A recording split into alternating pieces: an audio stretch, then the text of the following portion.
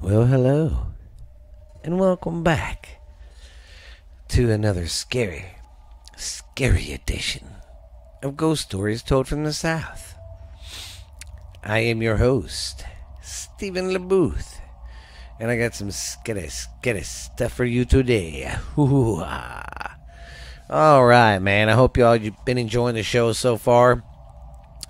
Before I get going too far on the show, I want to give a shout out to the new listener we got. She said she liked the show. She said thanks to me now, she probably won't go swimming in creeks or lakes and stuff for a while. You know, because she's a new listener, and I try to go with whatever the season is. That's what I try to talk about, haunting stuff according to that. So since it's spring, that's why I'm doing lakes and stuff, and summertime, who knows, this year I might just do some haunted water parks. That'd be pretty cool. Yeah, I might do that for summertime.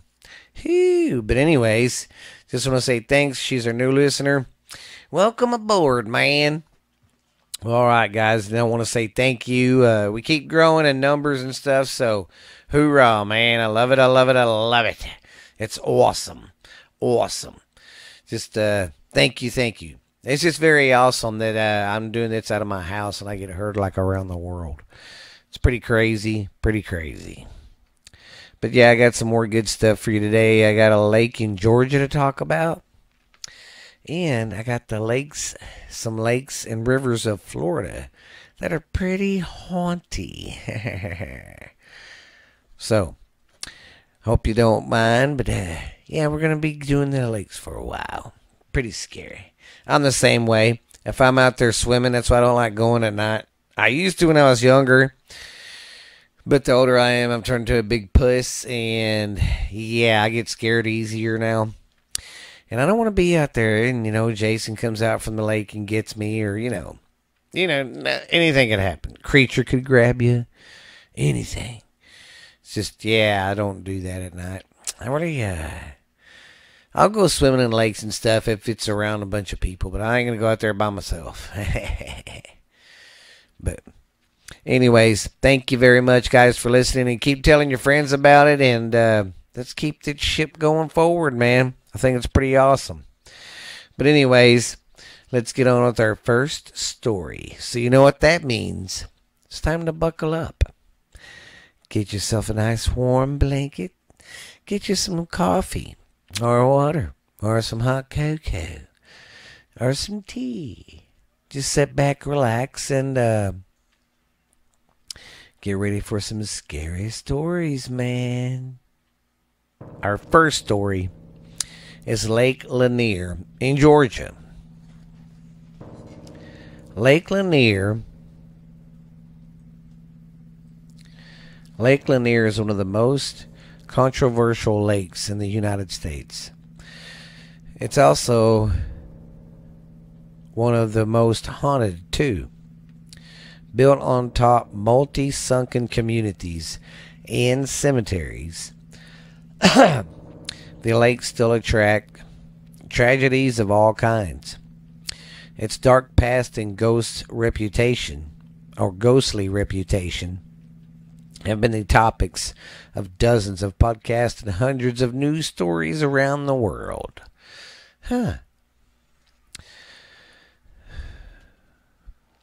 Our true crime obsessed society likes to shine a blinding spotlight on the haunting murky waters this time of year. But the area's twisted racial past perhaps is the most haunted aspect of all, has seen some much deserved attention in recent years. Let's dive right into it. Lake Leiner and its history and folklore that keep many people away while millions of others visit every year. So basically, the lure and the history and the ghostly activities there is really what attracts everybody. Just how creepy is the lake? Since its creation in the 1950s, there have been nearly 700 deaths, deaths, many of which are strange, unexplained, and unsolved. About 200 of those deaths have occurred since 1994, and at least 7 of those people have been found. But still, the lake attracts somewhere between 8 to 10 million visitors annually, depending on your source. And it generates about $5 million in revenue, according to the local county chamber, who also says it's the most popular corpse lake in America too. Wow, that'd be. I don't know if I'd want to have that tag. Okay. In 1946, Congress approved the River and Harbors Act, which aimed to bolster waterways across the country. Among the approved projects was a $45 million for the yet to be named Lake Leiner, and the U.S. Army Corps of Engineers built Lake Sidney Lanier in conjunction with the Beaufort Dam. Beaufort. The growing the growing city of Atlantis needed the growing city of Atlanta needed a water source and hydraulic power, and they needed a water source and hydraulic power, and they wanted to help save communities from constant flooding by the Chattahoochee River, named after Sidney Lanier, a writer, poet, musician, and Confederate Army veteran. Lake Leiner sits roughly 400 miles northeast of Atlanta, between the towns of Cumming and Gainesville and Beaufort. All right, back in the day, they had a real bad problem with some of these major rivers and places flooding everything downstream. Every time they would have lots of rain, they had flood. So what they did back in the day, went to all these rivers, and they picked certain spots where they would build their lake, because once you dam that river up, that section, it's going to start damming up and collect right there and make a huge lake. So they had to estimate where the water was going to hit and all that. So what they had to do was, a lot of these communities were right in the way of where the lake was going to be. So they had to move. And what they did, a lot of these lakes, because I know the Possum Kingdom Lake here, there's a city in it at the bottom, because a lot of times they just left the buildings. People moved out, but they just left the buildings. So yeah, so that's what they did back then. And the reason they did all these dams, and there's a lot. I know here in Texas, the Brazos River, I live a pretty good ways from it. Not that far, probably 30 minutes away.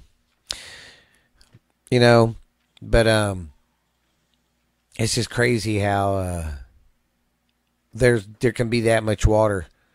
If the dams weren't there, they'd be flooded so much. But anyways, I got sidetracked. That's why they did what they did to do that. That's why we have the PK Lake, like I said, and then the Brazos River ain't that far from my house. And there's PK Lake, Granbury Lake, Waco. It goes all the way down to the coast. And there's probably, I don't know how many dams in that section. So you imagine if one of them dams busted, everything downstream would be ricked up. All right, we were just talking about this too. Sorry, I had to get a drink if you heard that slurping. All right, what lies beneath the lake? The lake's creation was controversial from the start, because no one argued on what it was to be used for. 56% of the budget was allotted to design and construction, and 44% was spent scooping up the necessary land and relocating families and businesses and churches that thrived in the land now under the Lake Leiner. During the 5 years it took to fill the lake, God dang, that's a lot of time. 5 years, but it's a big lake too. Where was I? Lake Leiner. During the 5 years of its taking it to fill the lake, the U.S. government accumulated 50,000 acres of farmland, displaced 250 families, 250 families. Through one account, says it was more like 700 families and 15 businesses. They also relocated 20 cemeteries in the process. Many of these structures, buildings, roads that were flooded during the lake's creation were left as is. Divers find eerie relics of streets, walls, and houses like an abandoned ghost town on the lake's bottom. Discovery Channel show called Expedition X proved to the exact thing that they came to prove, something that was there. There are 20 cemeteries with headstones and graves still at the bottom of the lake that were never removed. Ooh, that's messed up. The ancestors of the disrespected populations were never relocated. Thus springing many stories of the lake being haunted.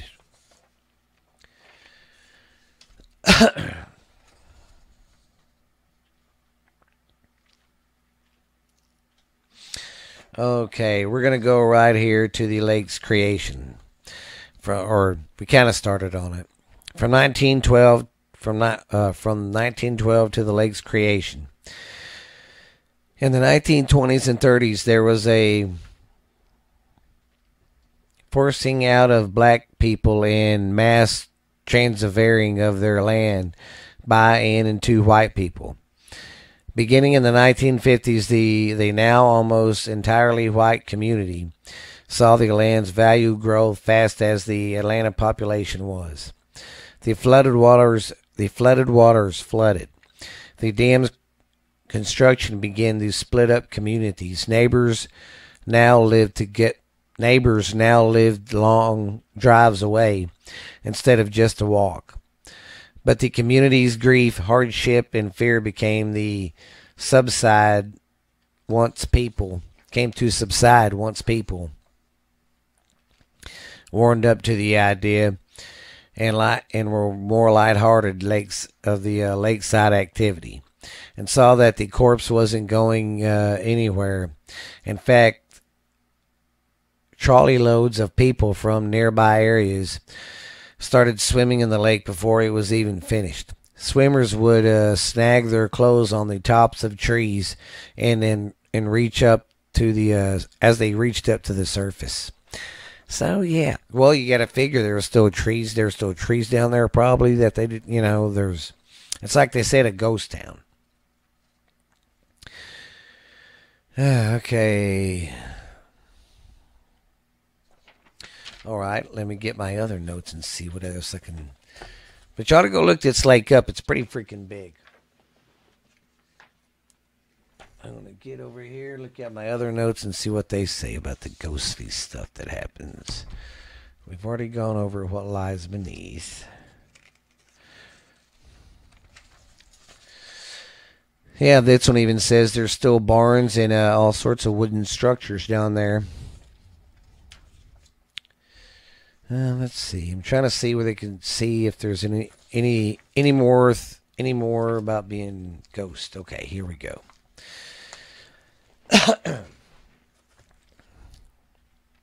Okay, the watery sightings of the Lady of the Lake. Over the years, divers have reported creepy sightings beneath the murky waters.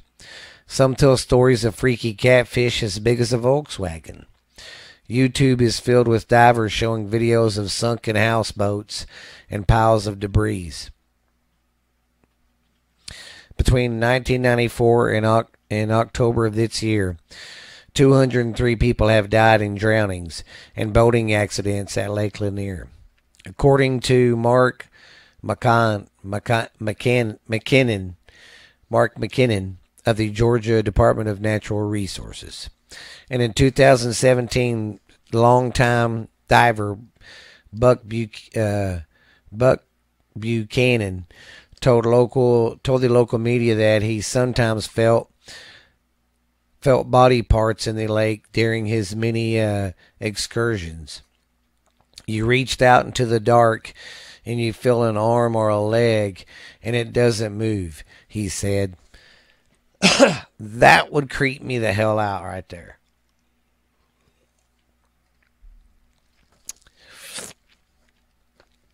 But that has not affected the lake's popularity. About 12 million visitors last year came to Lake Leiner, and Lake Leiner was one of the most visited lakes in the nation. Lake Leiner's size and popularity contributed to the tall tales, and its high visitation rate means more fatalities. While we recognize the urban legends can develop over time, first and foremost is our concern of public safety, he said. So we certainly do not want to create an inventing atmosphere for the curious to come out to the Lake Leiner for an urban legend exploration or similar risky acts. One of Lake Leiner's most popular urban legend involves a car wreck, according to the story.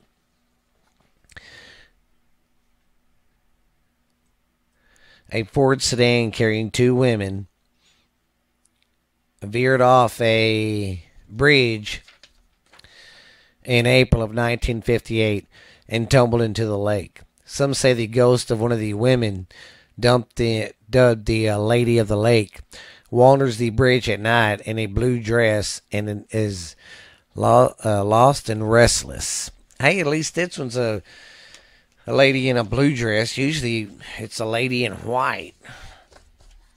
All right, guys. Well, that's going to cover Lake Leiner. All right. Now we're going to go over some haunted lakes of Florida. These ought to be pretty good. All right. Our first one we're going to talk about is the Swanee River in White Springs, Florida. There are many true ghost stories surrounding the Swanee River running through Florida. But the most terrifying tale is that of a young boy. Legend has it that the boy was the youngest of 6 children. And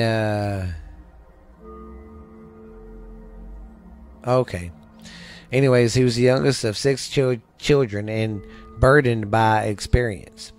His father drowned him in the river during a fishing trip. Since then, the child has been haunting the river, seeking friends to spend eternity with him. In 2009, a 6-year-old boy jumped into the river near Bell. While trying to rescue the child, his stepmom felt something drag them both into the water. After successfully escaping it, she saw a pale child watching them from the bank. He watched the child while she rescued her stepson. But then after that, he disappeared when the boy breathed on his own. So when her stepson came back and was breathing, that boy disappeared. He was waiting for a friend. Unfortunately, there are many who did end up with the Swanee River's young boy's ghost. So be careful when you're tagging any kids along. Our next one is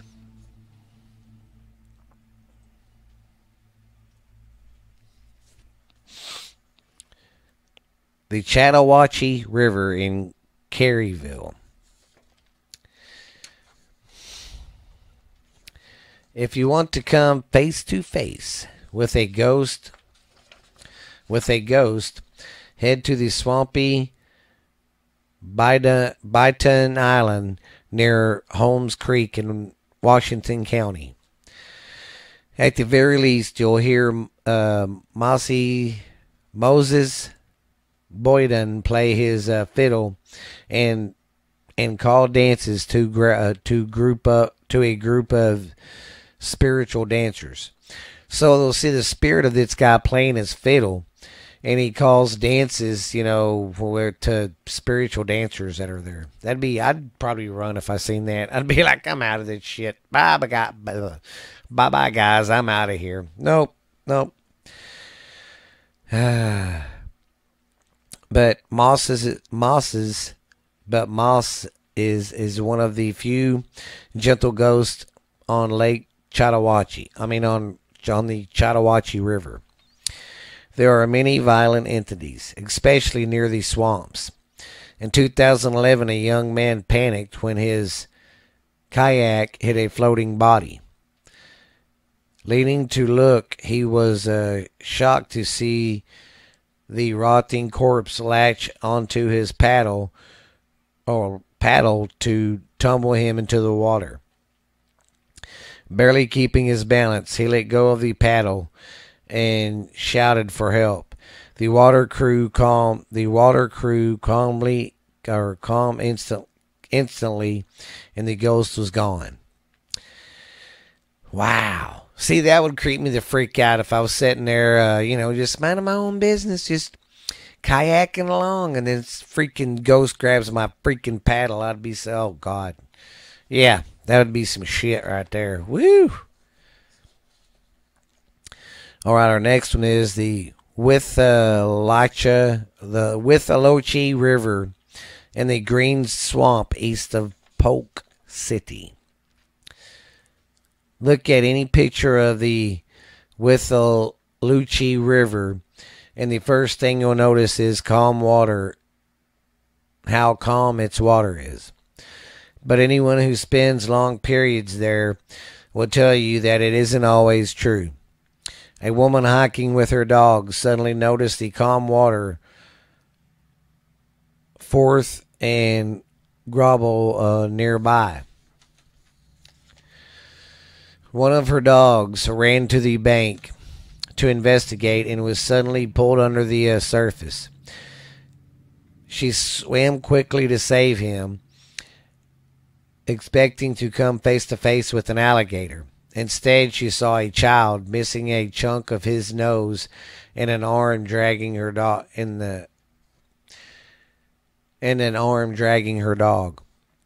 She herself was reportedly dragged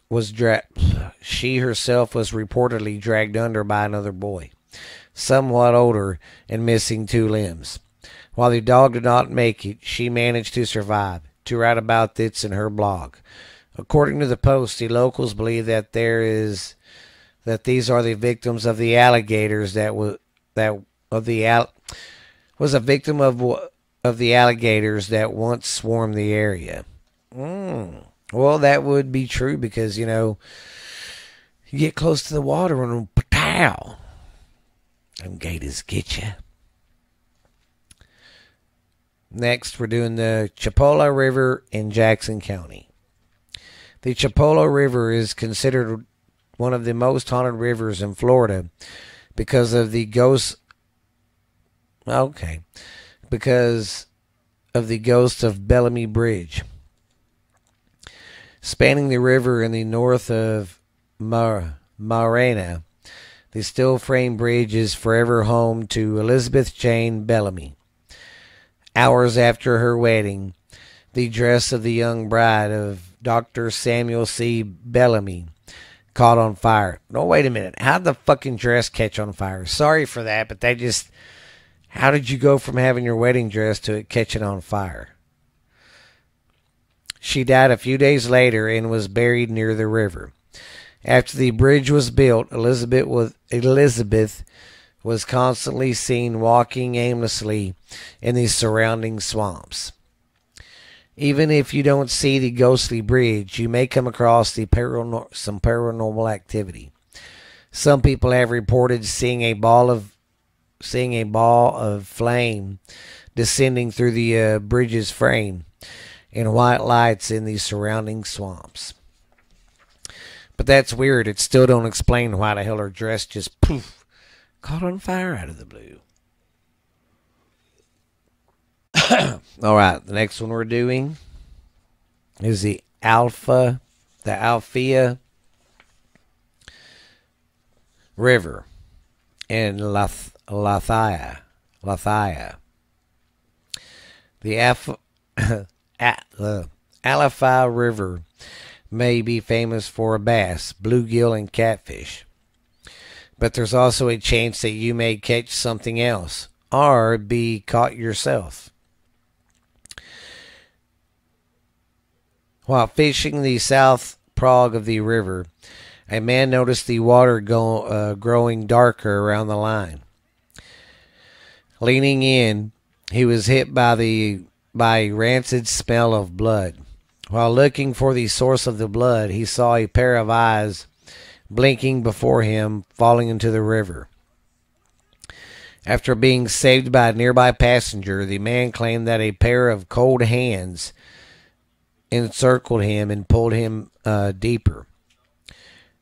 Scratches around his neck and his abdomen confirmed that both men could not fit what dragged him or saw any blood around. So basically, when they got there to help him, they didn't see anything. No blood around, no evidence of anybody pulling them in except what their bodies look like. That's creepy shit. Ugh. All right, now we're going to go with the Peace River in Polk County. Contrary to its name, Peace River would not offer any peace, especially if you're sensitive to the paranormal. Many have seen the ghost of Native Americans glaring at them. A local newspaper claims that she belongs to one of the tribes that lived near the river's banks in the early 1500s.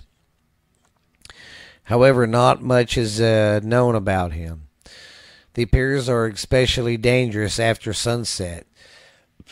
In addition to code spots, people report hearing footsteps running behind them. A woman claims that her water cooler started lifting before hurling it towards her. So be very careful.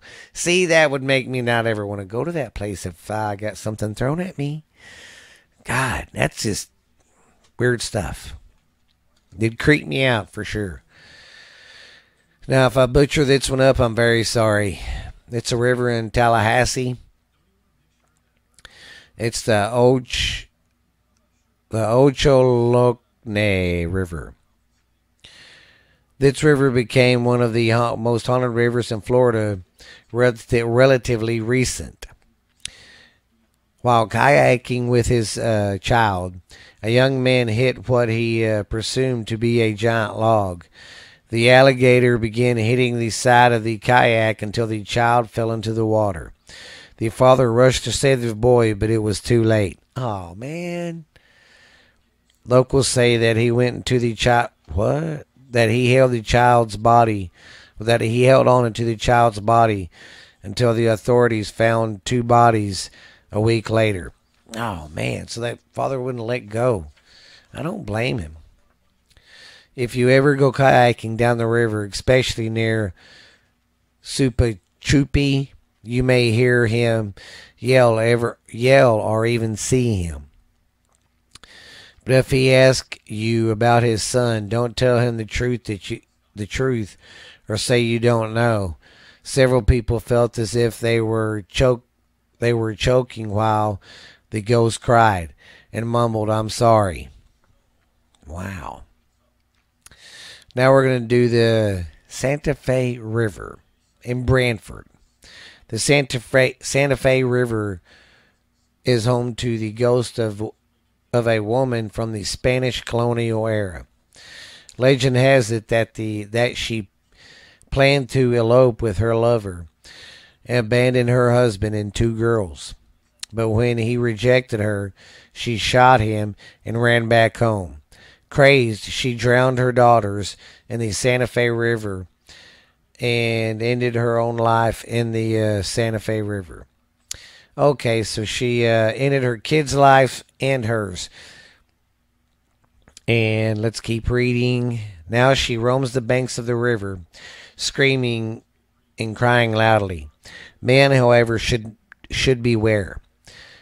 Sworn by one, she tends to attack males viciously.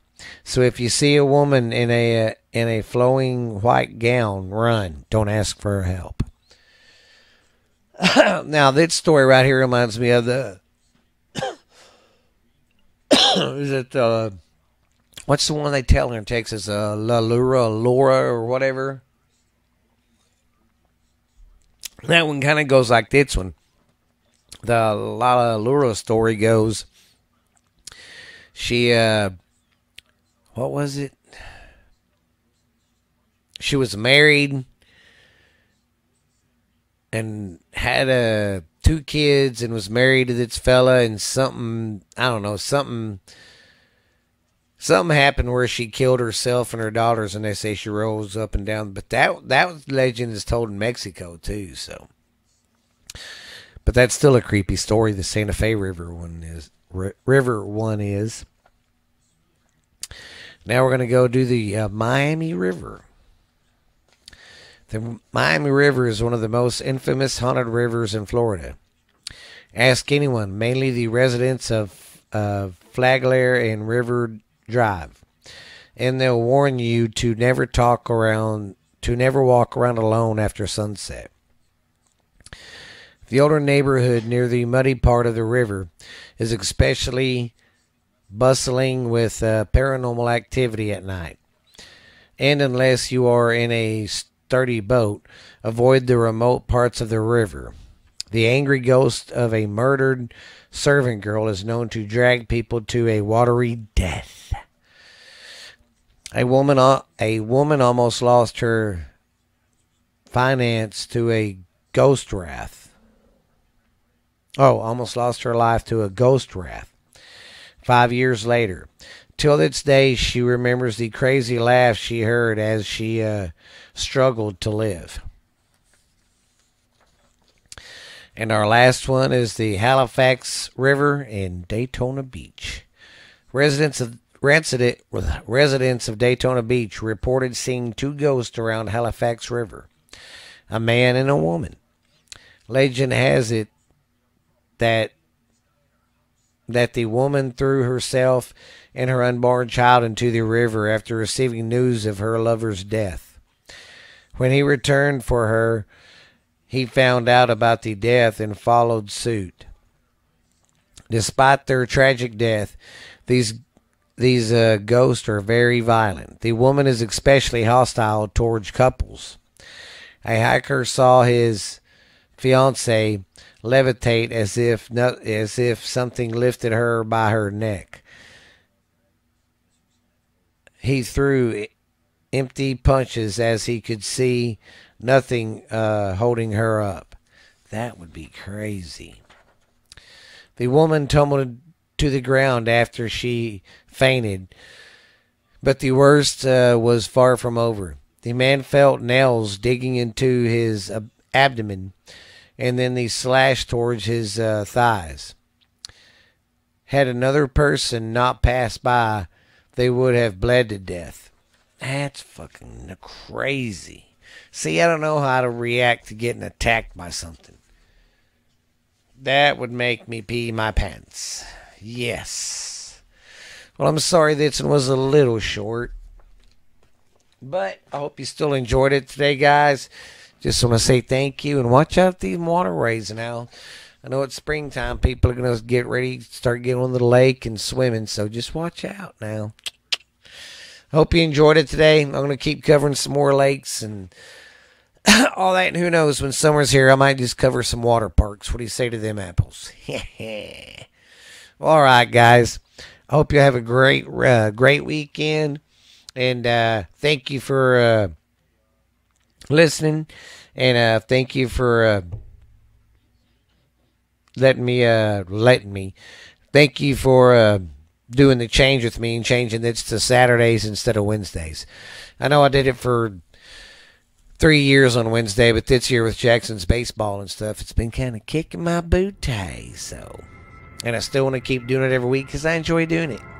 So, but you guys enjoy. I love you. I like you. Keep listening. Be scary now. But this has been Stephen LeBooth with Ghost Stories Told from the South. We will see you later, my friends. And don't forget, go check me out on Facebook on Ghost Stories Told from the South, too. Until then, see you later. Bye-bye.